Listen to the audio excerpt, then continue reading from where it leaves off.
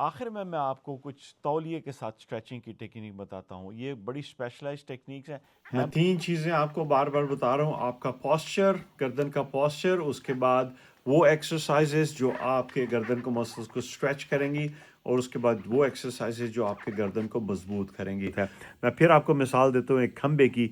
दूर से अगर आप खंभा देखेंगे कि वो टेढ़े जिस बिजली के खंभे होते हैं, अगर वो टेढ़ा आपको नज़र आ रहा है तो गालिबन उसकी वजह ये है कि उसकी एक साइड की जो तारें हैं वो ढीली हो चुकी हैं, तो दूसरी साइड की तारें उसको खींच रही हैं या जो अस्सलाम वालेकुम। गर्दन के मामलात को सीधा करने के लिए आपको इसका इलाज 3 मरहलों में करना है। पहले मरहले में आपने अपने पोस्चर को करेक्ट करना है। पोस्चर से मुराद ये है कि आपकी गर्दन अगर सीधी है या आपकी गर्दन एक तरफ झुकी हुई है या पीछे की तरफ मुड़ी हुई है। कुछ लोगों की गर्दन जो होती है वो ऐसे थोड़ी आगे की तरफ निकली होती है, कुछ लोगों की पीछे की तरफ चली जाती है, कुछ लोगों की गर्दन ऐसी रहती है।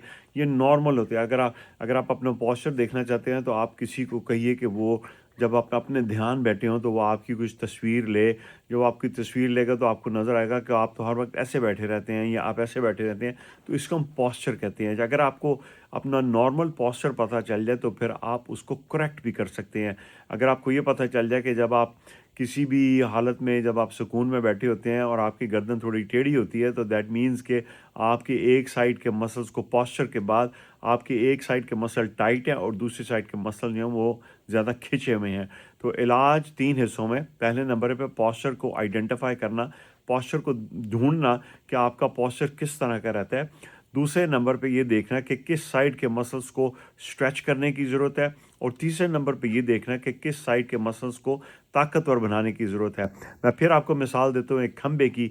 दूर से अगर आप खंभा देखेंगे कि वो टेढ़े जिस तरह बिजली के खंभे होते हैं, अगर वो टेढ़ा आपको नज़र आ रहा है तो गालिबन उसकी वजह ये है कि उसकी एक साइड की जो तारें हैं वो ढीली हो चुकी हैं, तो दूसरी साइड की तारें उसको खींच रही हैं या मैं 3 चीज़ें आपको बार-बार बता रहा हूँ, आपका पोस्चर, गर्दन का पोस्चर, उसके बाद वो एक्सरसाइज़ेज़ जो आपके गर्दन को मसल्स को स्ट्रेच करेंगी और उसके बाद वो एक्सरसाइज़ेज़ जो आपके गर्दन को मज़बूत करेंगी। पोस्चर के लिए सबसे पहली चीज़ जो मैंने आपको बताई है, मैं फिर आपको एक दफ़ा समझाता हूँ कि इस चेन को अंदर करना है आपने। ये जो आपकी ठोड़ी की हड्डी है, इसको अंदर की तरफ पुश करें। जब ये अंदर की तरफ इस तरह चली जाएगी, दूसरे नंबर पे जो आपने चीज़ करनी है, वो आपने ये अपना एक डब्ल्यू बनाना है। अपने कंधों को, अपनी कोहनियों को जितना पीछे की तरफ खींच सके, इनको पीछे आपको यहाँ पर खिंचाव महसूस होगा और आपको गर्दन के पीछे और ये शोल्डर्स के दरमियान आपको प्रेशर महसूस होगा। इस तरह इसको करें।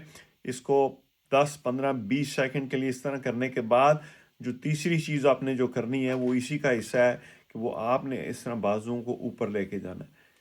ऐसे सीधे ऊपर। देखिए मेरे पंजे बिल्कुल सीधे हैं, मेरी कोहनियाँ बिल्कुल सीधी हैं, मेरी गर्दन सीधी है। इसको हम वी पोजीशन कहते हैं। तो आप डब्ल्यू में थे, डब्ल्यू पोजीशन से आपने इसको वी पोजीशन की तरफ लेके गए हैं। इस तरह आपने ऊपर लेके जाना है। तो इन दोनों पोजीशंस को थोड़ी देर के लिए करते रहें। 5 सेकंड यहाँ पे रखें, फिर 5 सेकंड यहाँ पे रखें। तब तक करते रहें जब तक आपको महसूस हो कि आपका जो खिंचाव जो है वो कम होना शुरू हो गया है। थोड़ी देर के बाद आपको महसूस होगा कि जिस तरह आप ये जो शोल्डर हैं वो थोड़े से ढीले हो गए हैं और गर्दन भी आपकी ईजी महसूस होगी। करके देखिए, मैं आपको 100% यकीन दिलाता हूँ कि आपको एक ही सिटिंग के अंदर इतना फ़र्क महसूस होगा कि आप खुद परेशान हो जाएंगे कि आपका कितना खिंचाव भरा हुआ था अपने मसल के अंदर। अभी तक मैं आप लोगों को पोस्चर के बाद स्ट्रेचिंग का तरीका बता रहा हूँ कि किस तरह से आप गर्दन के मसल्स को और ये जो कंधे के ऊपर वाले मसल है आप इनको स्ट्रेच कर सकते हैं। एक सादा स्ट्रेच देने के लिए उसका तरीकाकार ये है कि आप इस तरह सीधे बैठें जिस तरह मैं बैठा हूँ और आप अपने शोल्डर्स को बिल्कुल ढीला रखें, रिलैक्स रखें और उसके बाद आप अपनी गर्दन को पूरा इस तरफ लेके जाएं। जितना आप इजीली लेके जा सकते हैं, कंफर्टेबल आप लेके जा सकते हैं और फिर उसके बाद आप अपने गर्दन को सीधा करके तो शीशे के सामने बैठें ताकि आपको पता लगे कि आपके शोल्डर एक लेवल पे हैं, आपके शोल्डर एक साइड पे झुके हुए नहीं हैं। बिल्कुल सामने बैठ के तो फिर अपनी गर्दन को अक्सर लोग जो इस स्ट्रेचिंग को करेंगे वो शुरू में बड़ी मुश्किल से अपनी ठोड़ी को कंधे के लेवल तक ले जाएंगे लेकिन कंधे को टच नहीं कर सकेंगे। तो आप इसको यहाँ तक इस तरह इसको लेके जाएं जितना आप लेके जा सकते हैं। दो चीज़ों का आपने ख्याल रखना है, ना तो आपने अपनी गर्दन को आगे की तरफ इस तरह लेके आना है, ना अपनी गर्दन को बहुत पीछे लेके। मैं आपको साइड से दिखाता हूँ। ना तो आप इस तरह से सर को घुमाएंगे और ना आप इस तरह से सर को घुमाएंगे। स्ट्रेचिंग के लिए ये बहुत ज़रूरी है कि आप इन स्ट्रेचेस को बड़ा आराम से करें। मेक श्योर कि आप कंफर्टेबल बैठे हुए हैं और आपके शोल्डर लेवल हैं, और स्ट्रेचिंग को आप एंड पे जाके कम से कम 4 से 5 सेकंड के लिए होल्ड करेंगे।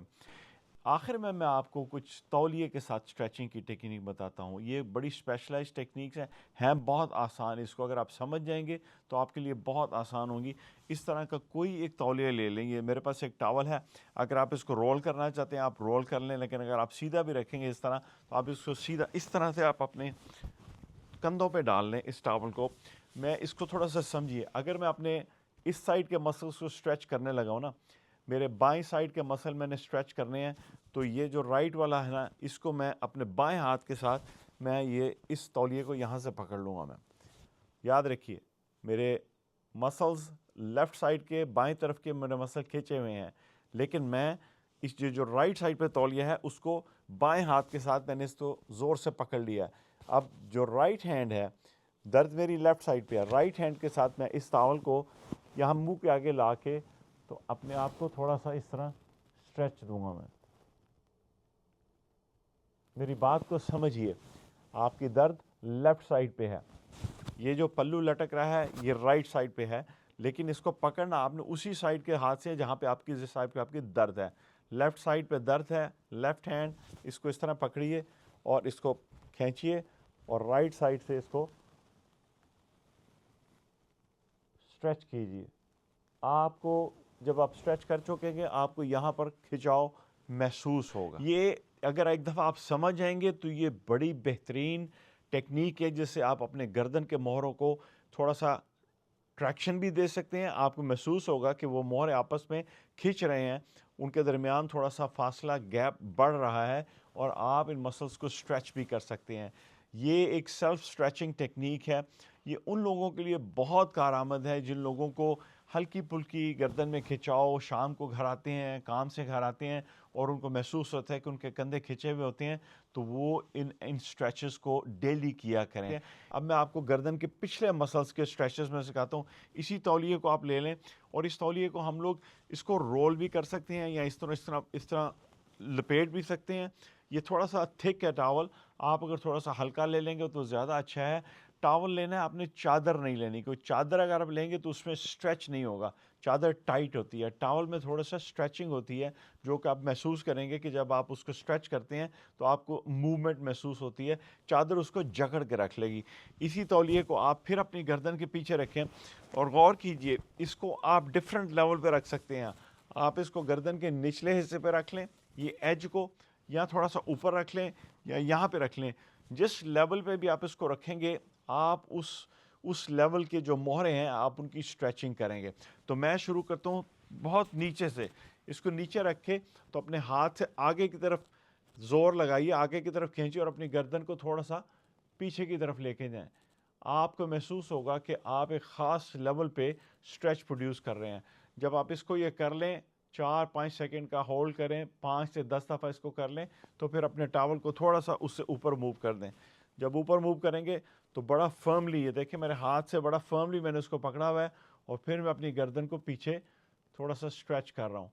फिर उसके बाद आप थोड़ा सा और ऊपर आ जाएं, ऊपर आके तो फिर इसको थोड़ा सा स्ट्रेच करें।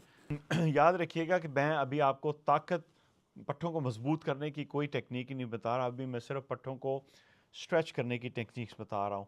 वीडियो थोड़ी लंबी हो रही है इसलिए वो मैं नेक्स्ट वीडियो में आपको मैं बताऊंगा कि पट्ठों को मजबूत कैसे किया जाए।